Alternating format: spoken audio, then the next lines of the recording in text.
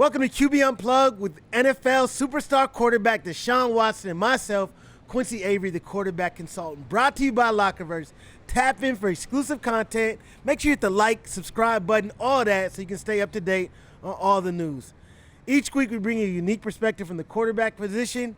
This week we have an even more special episode because we're live in Cleveland at the grand opening of Lefty's Cheesesteak in Cleveland Heights. If you're out this way, make sure you check it out.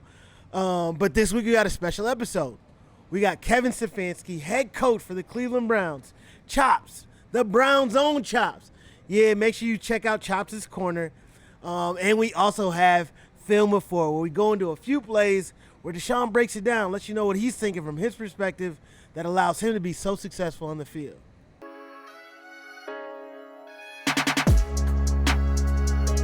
Welcome to QB Unplugged with my co-host, Deshaun Watson. Today we have the most special guest, the man in Cleveland, Kevin Stefanski. I appreciate you, Q. What's up? Kev, how you living? I'm great, yeah. Hey, I'm honored. I'm honored to be on the very first live edition of QB Unplugged. So I appreciate you guys bringing in the live studio audience for me. You know what I'm saying? The people said they wanted to see you. We wanted to see him. Well, I'm here to spend some time with my guy Q, the South Minneapolis kid. Talk a lot of ball over the years with Quincy and obviously Deshaun. We spend a lot of time in that meeting room. So this is what we do. We sit around, we talk ball. For sure. We're going to get to some ball in just a second. But I want to talk to you about, so like when you get two Coach of the Years, like where do you put them? Is there like a room in the house you start dedicating these trophies to? Plan on getting some more? Yeah, there's another trophy I'd like Most definitely. much more than that one. You know what's great about that thing is it's a representation of your team. You don't win that thing if you don't have the players. You don't win that thing if you don't have the coaching staff that are helping you. So I look at that as a collective award, and that's so I don't love talking about it, quite honestly, but I do love that it represents our operation, it represents our players, it represents our coaches. And I say this, I'm gonna give you your flowers, live, coach. The things that you do for the organization, for this community, but for the locker room. The guys talk about it every day, talk about it all the time. I think that is a big testimony to what you and AB is doing for this organization, for this community, and it's something special. And we talk about it in the locker room, and I think that's why, we go out there every Sunday or whenever we're playing, and we give you 110% because you treat us like men, you give us our flowers when we need to, but also you push us hard enough to go out there on the practice field and compete. And then once we get out there on Sundays, it make it a lot easier. Well, I appreciate that. And as you know, that locker room that's you guys. That's not my locker room. I trust the leaders on our football team. The things that you do in that locker room, I think it gets lost on people. Everybody sees what goes on Sundays, but man, there is so much hard work. Think Definitely. About in the meeting room, in the weight room. I mean, that is so much that leads up to those games on Sunday. And without a strong locker room, it's too hard. So I'm blessed to have the group that we have, that culture that you guys have instilled in this place. That's what wins on Sundays, is just having those type of people. Most definitely. I see it. I think a lot of people see you as someone who's laid back. So Tony Dungy is like someone who I came up under. My dad coached under him. That's who he was laid back. I see you with a lot more like fire than he gets. But how do you make sure like you're getting the guys going, right? Because there's a lot of stuff that we don't see. Deshaun tells us a lot, like, no, Kev gets fired up a little bit. You know what I'm saying? Yeah, well, Coach Dungy, that's high praise right there, first of all. That's unbelievable human being, unbelievable coach. So what I see to that point, Q, is like Coach Dungy is just being himself. And just the same way, I just try to be the best version of myself. Sometimes it comes off, I'm sure, during games where it's this even keel thing, and that's the surface. Mm-hmm. Under that surface, there's some emotion. But what I'm trying to do, especially on game day, is give our team a sense of calm, a sense of whatever's in front of us, we're gonna deal with it. And then I think for me, I just try to be myself. So whether it is on that practice field or it is in the building, I want people to feel me and my emotion.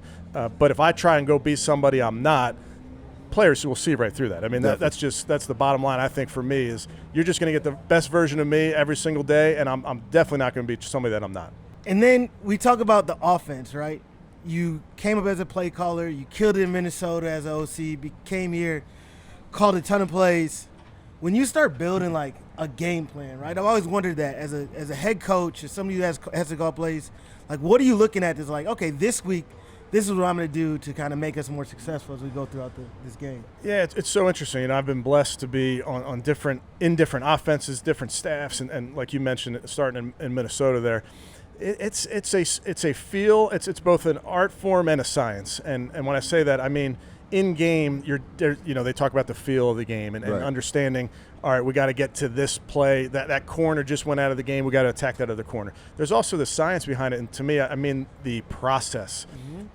The stuff that we do on Monday, Tuesday, Wednesday is as important as the order of which the play comes off the call sheet on Sunday. So when we're in that meeting room and all the coaches and we're together, we're like, we love this play action. We feel like we're going to get man covers. We're going to get Elijah to sell the far crossings and come out of it. Here's why we like it, because here's what they've shown on tape. Those are the conversations and the play design. That's all happening during the week. Now, when it comes off the play sheet, that really is more to the art form of it, if you will. Yeah, I bet, because it's art form, like just relaying the play. You had to do it to, 4 different quarterbacks last year, right? Those guys are getting a bunch of information, have to relay it to 10 other guys to make sure that they can execute a play successfully. Yeah, it's so interesting. You know, that play goes from that call sheet. All I have to do is read. That's the easy part. I just put my finger down and start reading. The hard part is getting it to the quarterback. Okay, now it's going in, he's covering his ears so he can hear it. And then he's selling it in that huddle to his teammates. And you know, he's telling F, X, and being descriptive, selling it to those guys like, hey, this play is going to work. And then, oh, by the way, you got to go execute it. Like, I get the easy part. All I have to do is read. For sure. So, what, you want to hop into this play? We got to play live, right? And this is something I think you do better than anybody in the NFL. And this is something I talked to Deshaun about, when he's getting ready to make the decision to come to Cleveland, is how good of a job you do at just scheming up stuff like this. So, what are you thinking here? Well, a lot. Honestly, I was just revisiting this game. I was just watching this play yesterday, believe it or not. Mm-hmm. And so we're in what we call a J family set for us. So our J formations are what we call 1-by-3. So you see the tight ends up top, so he's the 1, and the 3 receivers down to this side. And what you're trying to do, and Deshaun knows this, what we're trying to do is make the play look like something and then it's not. Yep. And with Nick Chubb back there, we're under center in this formation. We're trying to make this look like wide zone football. So those initial steps for the defense should look like that. Mm-hmm. And then this is a max protection, so we're keeping Dave in up top and he's pass blocking. What's so interesting about this play is this protection is not – we don't want to test this protection, meaning this protection is not going to block up every type of pressure. And guess what? Here's Deshaun under center, and they're bringing a pressure into it. So first things first, he should look over the sideline and be like, hey, dude, don't call that in that pressure. But what do? You call plays thinking about players. Okay. And what happens on this play is our players make this work. And you'll see our guard here, in this case I think it's Wyatt, he pops out originally thinking he's going to go help Dave Njoku. Instead, he feels that pressure coming. He's able to come back. So now Deshaun has to navigate a loud pocket. We always talk about, hey, it'd be great to have a clean pocket every single time. That doesn't happen. So here's Deshaun navigating a clean pocket, able to step up in that pocket and then deliver a ball to Elijah on really what amounts to a double move. Yeah, definitely. And I think I saw the pressure. And usually on play action, we take about, 8 to 9 steps. Yep. I kind of quickened my steps up a little bit, stepped up in the pocket. And I think this game was the first game where it was super rainy. So for me, you see Elijah wide open. I don't want to overthrow him. Right. You're not going to miss a wide open guy like that. So I gave him a catchable ball, and the rest is up to him. That game, if you remember, it was a rain. There's snow globes. That was a rain globe. For sure. It was the craziest. I remember going back after pregame warm-up, going back into my office and grabbed my phone and looking at the radar. There was no rain. None. There's no rain except you walk out and it's raining just somehow. Mist. Everything is just coming down. That's the weather down on the lake. But just like you said, that ball was slippery. It was crazy throughout that entire game. Both teams had issues with that football, but sometimes you get those guys open and you're like, dude, we know we're going to get 30-plus yards. Let's not overthrow them. Let's not underthrow them. Most definitely. So I want to have a question really for the fans. Most of the fans see that, like last year we had, injuries at quarterback, so you have different, styles of quarterback. You have a guy that's a runner. You have a younger guy. You have a guy like Joe who's a vet. Who don't really move as much as me or DTR or PJ. Do that change the thought process of calling a game? Absolutely, and I think that's our job as coaches is how do you win this week? Right. And it changes week to week. Sometimes sometimes it's injuries. That's the part that we don't like. But sometimes it's, hey, this team is really good at defending this type of offense. So we can't. We'd love to get into empty, or we'd love to run two-back offense, but they're really good at that. So now we got to move and say, okay, how are we going to win this game? So that really my reflections from this year, which won't ever happen again, right? Definitely. But my reflections this year is like that question of how do we win this game changed quite a bit. And like you mentioned with the quarterback position, it's our jobs to run an offense that suits our players. And you better be thinking about the quarterback when you're putting that game plan together. So certain guys have different strengths. Certain guys like a different type of pass concept. You know that. There's certain plays, like I could draw up 1,000 plays on the board. You might be like, yeah, I love that one. That one doesn't fit my eye. And that's cool because there's other plays that you can run. So for me, it's always what is a quarterback comfortable? What fits his eye? What do you have reps on? Like there's plays that you have thousands of reps on in your career. I love those plays because you love those plays because when the ball snapped, you have this comfort level because you have plays in practice, exactly you've got plays in games, and I'm not going to mention the plays I'm thinking about because I want to keep our opponents guessing. But there's those plays where when I call them, I'm like, I know this is going to work because you're going to make it work because you just have that. You know where everything is happening on that play. You know where your third you know where the in cut is. You know where your check down is. So that to me is like putting the quarterback in position where he's super comfortable with whatever concept it might be. Definitely. That's super cool. And I've always thought about just a different type of quarterback you've coached, right? Like I've seen you call plays for Kirk Cousins. Kirk Cousins to me is somebody who he can't wait to go one hitch, two hitch, next hitch, right? He wants to throw the ball on time, see those things. So I'm sure you coaching him, you're like, hey, let's make sure we get our eyes here, right? But then you coach someone like Deshaun, it's like, yeah, but I need to be able to make these plays, right? I got to be able to extend. I got to be more creative.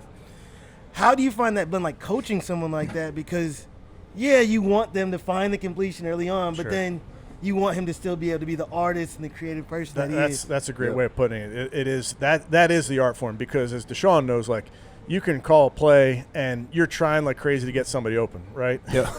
Sometimes you don't, right? And that's where Deshaun's natural ability. Like I can think back even to that Cincinnati game we were just watching. I think the first third down, you took off running, right, and gained whatever 15 yards and first down and. Was the play call good? I didn't get anybody open for you. We tried, but you're like the great eraser. It's like, okay, cool. I'll take over. You are where the chalk ends on that chalkboard. So for me, the fun part is we try to put together a system that fits our guys. So in this case, Kirk sees the game differently, definitely going to want to be more under center, goes through his progressions. Other players like, no, spread it out for me. I got a better sense when we spread the formation out. You watch certain teams that have really condensed formations. And I think, listen, there's 1,000 ways to skin the cat. But for me, it's always like what fits our guys the best. And as a play caller, as a designer, as an offensive coach, we love it when you got guys that can then play off schedule. Because how much of this game nowadays is played off schedule? You saw, take the Super Bowl. Take, Patrick Mahomes on that last drive. Overtime. Was he an operator? Yes. Was he also the ball? And sometimes the big play was there. He saw it and he checked it down. And there was that one play. I think they tried like a double move to Kelsey. I think we're in Kelsey's hometown. Right down the street. They tried the double move to Kelsey, and then Mahomes was about to go there, and then he found Jerick McKinnon on the check down. And like that to me is like such a great blend of players that play within the scheme, but also have that feel for playing this game. Because I'd love to tell you that each play is going to come to life exactly how we thought it was. It doesn't. You know that. I mean, shoot, you get that ball in your hands. It's like, oh man, they brought that pressure. They said they weren't going to bring, and they brought it. And that's the part where guys like Deshaun, just the natural ability takes over to go make a play. For sure. Well, the last thing I really want to ask you is, it looks like you guys have done a tremendous job in the offseason, building some not only great players, some great coaches, like a lot of different people into the pot, right? I know you got to be the guy who kind of stirs the drink, right? You get it all going. But how excited are you about, like, Jerry Jeudy, Dorsey, right? There's so many pieces. Then you guys brought all the guys back who I felt like, you need to get big back. Pieces, big pieces. It's so interesting, and you guys know this. Year to year, the roster changes. It does. And I've always said to AB, I want to keep every player. I want to keep them all, and you can't. So you do have new guys coming in. You have some new coaches coming in. We'll have some rookies coming in at the end of the month. That's the fun part of this game where every single year stands on its own merit. But the big thing for me is every year you got to reinforce your culture. Right. And culture is people. So the people that we bring into our building, whether it's the draft, whether it's free agency, like you mentioned, some coaches, they got to fit your culture. And I think what we've done here, what we're trying to do every year is to reinforce that culture and make sure those guys understand what we're about, understand how we win football games around here. So that's the fun part of this business is we get to surround ourselves with people that want to win. And I just see that with like some of the names you guys that you mentioned already, Q, like guys that are coming in that want to win and want to win in a selfless way by playing the greatest team sport there is. Most definitely. I think also, too, a big, I guess, question out there, too, is like people don't understand how fast, especially adjustments happen throughout the game, but really halftime. So you come in, you play your first half, you come in, you probably have, they say 10 minutes, it's probably 5 minutes. Yeah. Like, what is your process going through at halftime to try to make adjustments to get ready for the second half? Yeah, it's insane. Honestly, I'll never forget my first halftime of my first preseason game as a young coach with the Vikings. It was like, all right, I thought it was college where the band's playing on the field and you got all this time, and it was like 2 minutes. You got the referees are banging on the door. You guys got to come out. I'm like, are you kidding me? So, to Deshaun's point, like that halftime, if you're waiting till halftime to make an adjustment, you're in trouble. So those adjustments are happening really in a series, in between the series. Halftime, what we try to do is have a lot of conversation on the headset the last, call it 5 minutes, preparing ourselves for that halftime. Right. So we're talking, okay, hey, what are the first 3 passes? What are the first 3 runs we want to get to? What's the pressure that they brought in this first half that they're probably going to bring again so we can coach the guys up on how we're going to pick it up? So once we get in there, we huddle up super fast, hit those things, and then we're in front of the players right away. And we bring in a whiteboard. We put up the plays. We project the plays on the board. Like, hey, here's what you can expect of the next plays to happen. But I guess my big point is those adjustments better be happening throughout the game. They're happening sometimes in the series. Like, hey, Deshaun, you're telling Deshaun, hey, tell the left tackle to be ready for it. And hey, they just brought that pressure. They're probably going to bring it again. Remember, he's got to go all the way out to the nickel. Like those are type of things that are happening both in series, in between the quarters, and obviously at halftime as well. For sure. Well, no, Coach, we appreciate you. Hold on, before we get off, though. Okay, yeah. This Coach. is now we can start Yeah, grilling. I can do it a little bit. Since Quincy, he's a big golfer, what's your handicap? I don't like to talk about that. You got it. It's not. I don't want to brag, so we'll let everybody keep wondering. I played with this guy. You're annoying, by the way. Here's why it's annoying. He just picks the game up, and then he's like draining 35-foot putts. It's the most ridiculous thing. It's like you were blessed. I bet you if there was a dartbout here, you're throwing like he'd figure it out. Bullseyes. It's annoying. Okay, Most definitely. So I don't possess whatever this dude possesses. I don't have that. But I like to keep things close to the vest. Okay, cool. We just asked what your handicap is, but we'll keep Not that right for now, though. No, Coach, we appreciate you. Thank you. I'm looking forward to you guys winning the Super Bowl, really, really soon. But I'll let the fans, thank you. Yes, sir. Appreciate it. No, but we appreciate you. No, Thanks so thank much, you, Coach. I appreciate that. you guys. Great spending Most time with definitely. you. And again, I'm honored to be the first guest in front of a live audience like this. Thank you. Appreciate you guys. Thank you. Appreciate that, man. Yes, sir. Man, super excited to be out here in Cleveland Heights. You know what I'm saying? New restaurant opening. We got Big Sam, you know what I'm saying? Yes, sir. Deshaun Watson saying we put together this Lefty's play. Sam, tell me about how we get Lefty started, how we get this going. Well, originally we started in Livonia, Michigan. Mm-hmm. I started the company 13 years ago. Okay. I'm left-handed, that's why it's called Lefty's. Saw a place on 6 Mile and Middle Belt. I had $3,600 in my pocket, man. That's it. After my medical bills, I'm a cancer survivor, so after all my medical bills and everything, I was flat broke. I don't come from money. I come from basically humble beginnings, man. So I called it Lefty's Cheesesteaks, and I scratched and clawed as much as I can. I put into work morning to night, open to close in my store, and fast forward 13 years later. And now business is booming. That's it. Hey, what did you see? You know what I'm saying? You saw Lefty's.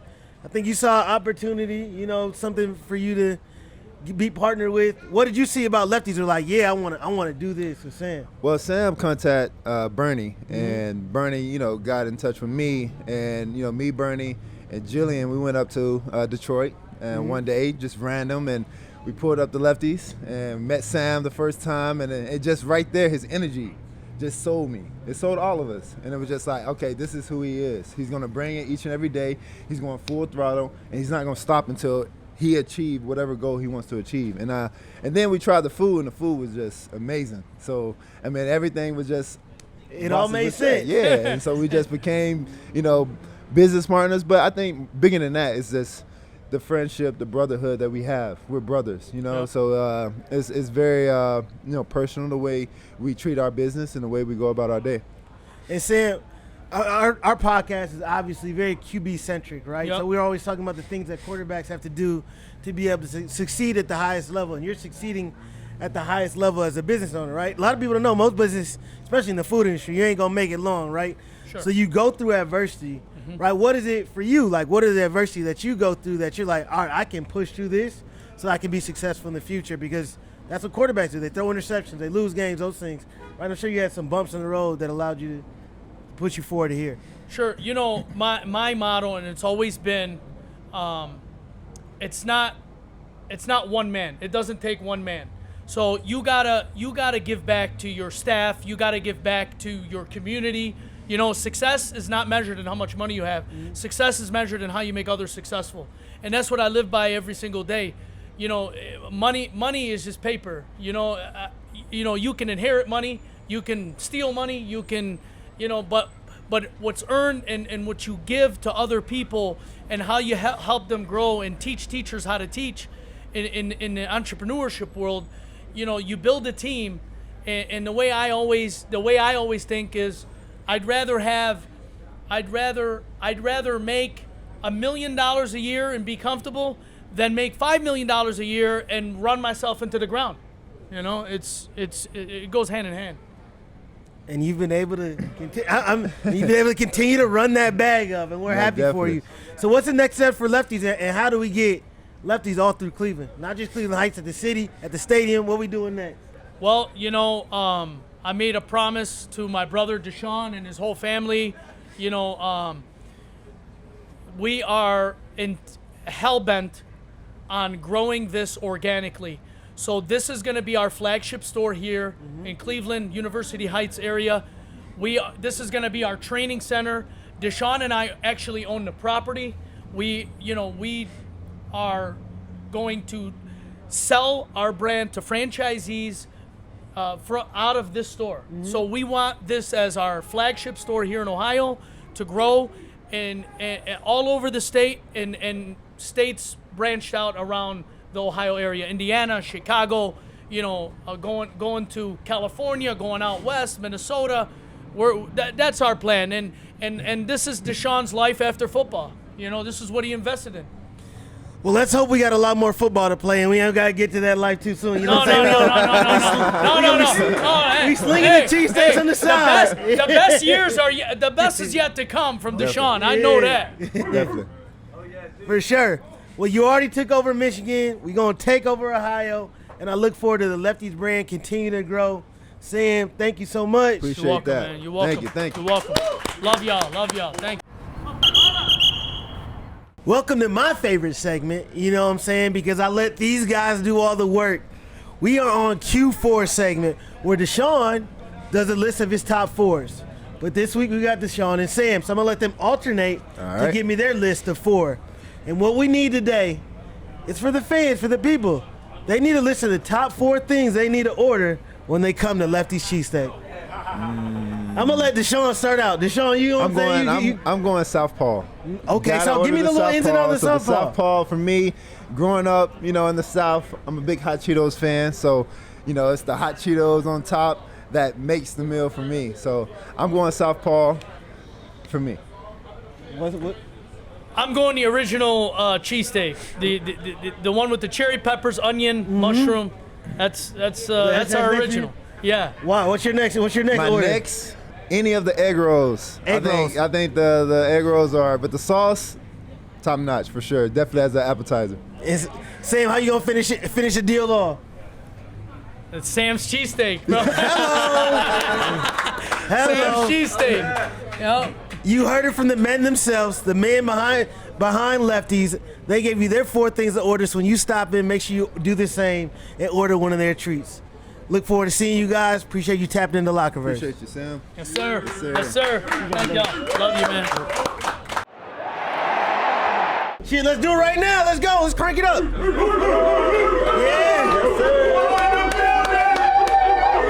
We got that dog pound out here. Yes, sir. Man, D4, we got the dog pound out here. We got Deshaun out here. We're talking a little bit of ball. We're into my favorite segment. Let's do it. Film with Foe. I said, you know what I'm saying, Q4 is my segment, but Film with Foe is where I really get to step into my element and talk about the game of football. We're going to play against the Bengals, right? We got 1st and 10. Yep.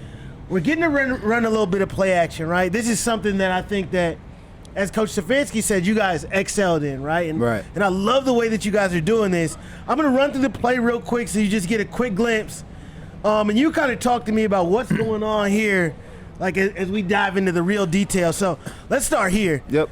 We're starting in like a 2-by-2 set, right? So we got 2 receivers to the left, Right. and more of a condensed formation. What are we trying to pick up from the defense? Yeah, we're trying to get the defense in a certain look, and that's kind of a 2-high shell, seeing if they're going to roll down to 1 high, and that kind of helps my read. If they Right. roll down to 1 high, okay, cool. I know in this situation right here, depending on the play, I think this is Elijah down here. Yep. I have an opportunity one-on-one with Elijah, and now the corner has to make a decision because we have an over, and I want to say a backside in by Okay. Goodwill. Yeah, so as I see him walking down, right, you see this safety walk down in the box. Yep. He's head up over your tight end. Who's that, Harrison right there? Yep, that's Harrison. Yeah, so he comes down in Harrison, and teams have to do this. When you have a running back like Nick Chubb, it puts you in position to do this, right? Gotta put extra men in the box. They got to bring extra men in the box, and then they trigger here.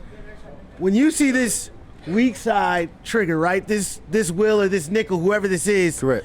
firing, do you see that, or do you know you're protected here? What does Yeah, that I feel know, like? I know I'm protected. This is one of their pressures versus the run. So what they do is they bring the saw. They bring the nickel and they bring the safety. Okay. And sometimes they bring the wheel, but they like to bring it off the edge and condense everything to get every, whatever run game. So now we have this protection where it's basically off the run game, and I know I just have to speed up my drop. Okay. So my landmark is pretty much in the alley. And you see that I had to stop a little bit because they brought that pressure. And after that, I just stepped up and I let everyone kind of develop because now the backers don't know where Coop is. And the safety got to play deep and the corner have to play deep. So they have to either play me running the ball or I could just dump it off the Coop like I did. So basically you're like alert, like you said to Elijah, like if he would have got man-to-man, we'd Yep. have a chance to take this pylon route, right? Right, correct. So what stops you from just hitting your back foot here and throwing to Coop? Is he not getting his eyes around? Like, is he not anticipating the ball yet, or is he trying to wait? Yeah, so right now I can throw it early, but Coop is sitting out in front of him because you see the corner too. You don't want to throw crossers. You always have to see in front of you. Okay. That's the number 1 rule because if not, if you throw a cover 2 or even in this case scenario a cover 3 pick, then that's a steak dinner. That's what we said. If you throw a crosser and the corner picks it off, it's an automatic steak dinner for the whole room. So you got to make sure you see in front of him. Coop saw it, and then I just stopped him with the ball so he don't get hit. And this is what Kev is talking about, right? Like the ability to add with your legs, right? You don't have to throw it right now. You get the opportunity to just extend a little bit more. And I think just you running, right, that puts more stress on this outside linebacker. He's in real conflict. Right. Do I come make a play on Watt? Do I try and sink back and play coverage? And you get a big play here. No, most definitely. So you gotta make the guy commit. And if the linebacker he runs off and try to cover Coop, then I'm just gonna use my legs. Now, if you would have covered Coop, how many yards you getting right here? I would have probably got to about the 15. Boy, a lie don't care who tell it. But appreciate the insight on that play. Let's get to one more.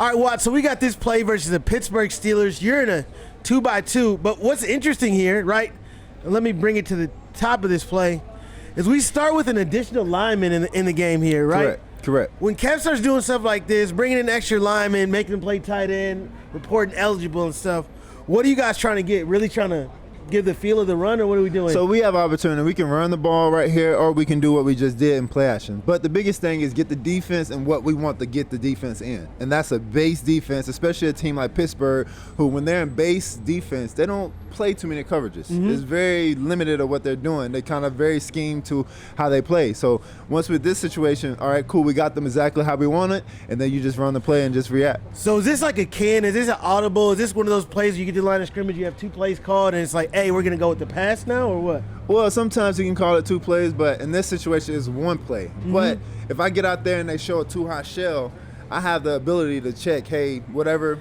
We're going to run it down their run throats. to, and then we're going to run it. Exactly. Cool. So we get this coverage. What are we doing? This is one of my favorite play actions from you this season, right? It's the aggressiveness of the action, really, really sprinting. And you did such a good job. We talk about this all the time in the offseason. Race to get the ball back, race to get your eyes around. Correct. And that's what you're doing here, right? This is real speed, eyes, boom, and eyes come right around. What are you trying to find when you come out of that play action? So in this situation, I found the safety. Well, first off, I found this down safety flat guy. Is he coming off the edge? All Okay. right, cool. We're good over here. He's playing the flat. He's playing no man's land. So now my eyes get to the safety. Okay. If The middle field safety The is middle the guy field who's- safety. Exactly. Okay. Not the down. The middle field safety. If he's sitting in the hash and he's staying low, I have a one-on-one opportunity with DPJ at the bottom for a post. If the guy, like he did in this situation, he takes off, now I just got to get my eyes on the Mike linebacker and just create a window to get the ball to Coop. Man, to me, this is really good. I see you peek the safety, get off it really quick, and one hitch and throw. And I think that the reason that I love this play so much is we talk about this all the time, just your footwork and timing.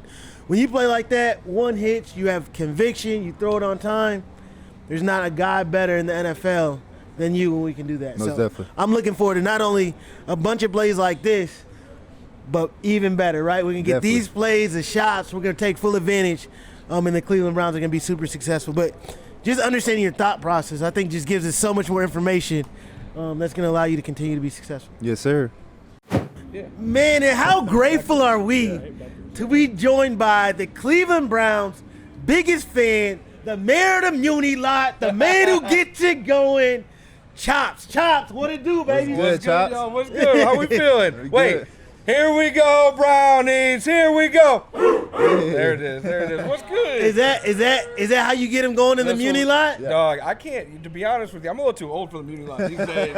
It be going a little too crazy for me. Let you me know. make sure we get you into yeah, the no, mic, no, no. Chopz. The Muni lot, it gets crazy. Yeah. I don't know if I can hang in the Muni lot anymore. Yeah. Because Deshaun, you know, just walking around and being around Cleveland. Browns fans are intense. Very. They're intense and they're passionate And it's and on they're command. barking like you. On command. They're like you at the grocery store, people just barking at you. No, Probably. fast. Well, you it took got- me a little you- minute to get used to. For sure. You got barked at the local grocery store? Like, yo, let me grab my bread. That's how we rolling? It was similar. He ain't even tell me. I just assumed that happened. Nah, trust me, we done had our fair shares of people barking at us for sure. Yeah, and that's just the passion. But Quincy, you work with a lot of different quarterbacks, a lot of different fan bases. You know, you see it. Is there anybody more passionate than Browns fans? You Not don't quite see. like the Browns fans. You just see my Twitter notifications when you know what I'm saying. We know. When I say something a little edgy, I got the Browns fans, really coming at my neck. But we good. Pause. Chopz, how you feeling about the offseason moves? I'm feeling great. It's Andrew Berry doing Andrew Berry things. I thought the Jerry Jeudy move was really good. It's someone who he clearly wanted for a number of years. And just gives Deshaun another weapon, one of the best route runners in the league. Something we've talked about, just building that up. And I think the Dorsey move was really good. You see what he did in Buffalo was awesome. Deontay Foreman, someone who I didn't even know you played with before. And You told me H-Town. that. Yep. Yeah, Yep. like to get over while Chubb heals up and then basically just bringing back the defense. Yep. So it's like, I think. Is there anybody in the draft that you think that AB should be either looking at or should take? You tell me. I'm asking you. See, for me as players, like we see guys coming out the draft, we know of guys, but we don't really get involved in like, okay, this is what we need, this is what, nothing like that. That Unless boy don't it's be kinda- watching no college football. His You know, Saturdays I'm be locked up. He be in you know? in So, meetings. a guy You like you watching? that watches Yeah. and is very involved. I think you know, AB's going to always draft young. He's going to draft young players, and he's going to draft high IQ. And it's something Kevin said earlier, culture guys. Right. They're going to fit right in. And, I mean, you know, this Browns roster don't got a lot of holes. Right. It's not like you're taking a rookie at 54 and they're coming in and expected to play. There's not a lot of pressure. To me, let's go get one more wide receiver. Okay. You know who you got out there though? What? Give me some names. Lad McConkey. Okay. I've been talking to our boy Josh. Yeah. That like Lad from Georgia, dog. Yeah. You know, he would be open every time. You know, like he's just a route runner. That's Right. something that in the room don't really have yet. So he's someone, or you know, nothing wrong with the tackle or you know defense too. Okay. But as you know, full trust in AB to Most to definitely. do. And AB drafts great late. Yeah. Martin Emerson was a 3rd round pick. And now he's that's a Pro Bowler. That's a Pro Bowler right there, you know. So DeJuan Jones, 5th round pick, right? 4th or 5th, right? Yep. Like I mean, so AB thrives in those late rounds. So I'm excited for the draft. Coop, I just want to stand on this. He said that there was no route runners in the room. I did not. I think you are the best route runners in the NFL. He said it, not me. I heard it, but I didn't want to stop I did it. not mean it. We have Maybe. a lot of great route runners. Yeah. Elijah, Coop, Judy. I did not mean it like that. I meant like You meant like in the slot. You meant like in the slot. In the slot, Yeah. yeah. Okay, Obviously, the Browns have great. Amari, I'm sorry. I'm giving sorry. Coop, I'm giving Chopz an opportunity to clean up the things he said. Yeah. Chopz, how did you get connected with Watt? I've seen that, you know, since Watt's been out in Cleveland, you guys had a really strong relationship. Yeah. I think that it's cool to see like someone who's so invested in the fan community and the star quarterback of the team, right? Like you guys being able to like be on a text line and all those things. I mean, it was really all natural. I mean, Brian Bernie, shout out to Bernie. Bernie. You know, the plug. Still waiting for his debut episode of QB Unplugged. Yeah. He doesn't want to do it. He's like, Bernie, join us. He's like, nah, I'm good. He said he want to talk watches. Ooh, okay. I can't really get in that combo. Yeah. It's out of my tax bracket. But so it happened really naturally, to be honest. You know, like it happened to where I got connected with Bernie, and then eventually just you know kind of met Four, and then just you know grew a friendship. You know, like that, like for real. That's not much to it. You know, and then I got to know Quincy, and unfortunately, yeah, I don't think that we got big things coming this weekend. I know we got Lefty's Cheesesteak opening. Yeah, big but weekend. This weekend in Cleveland, Final Four. what we got going on? Final Four. That's a big weekend. This is women's Final Four. You know, they broke records. Did you watch the Elite Eight game? 12.3 million people watched. Impressive. Iowa and LSU matchup. Like so, it's a big moment for Cleveland. You know, Caitlin Clark taking over, UConn, USC, all that. Hey, Chopz, who are you rooting for? LSU and Iowa. I was rooting for LSU.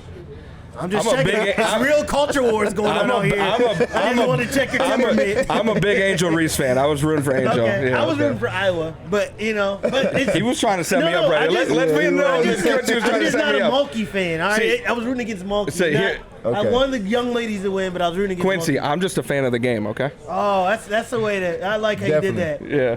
So what? You going to the game? I'm not sure if I'm going to the game. I might have to go back to LA. You know, I got to finish some rehabbing with the shoulder, but I'd definitely be watching. Yeah. All right. So what we feeling?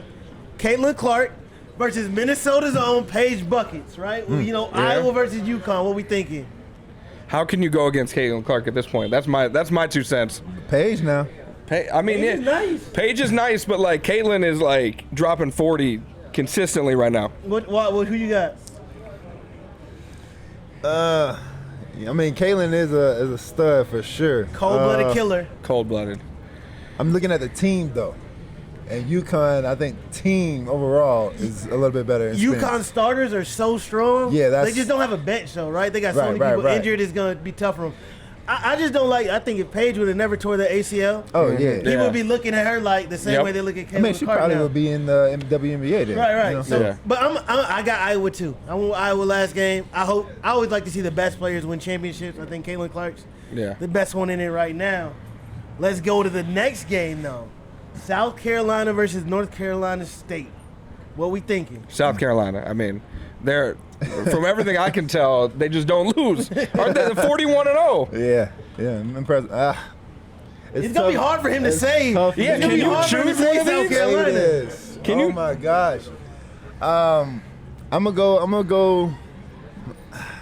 I'm gonna go South Carolina.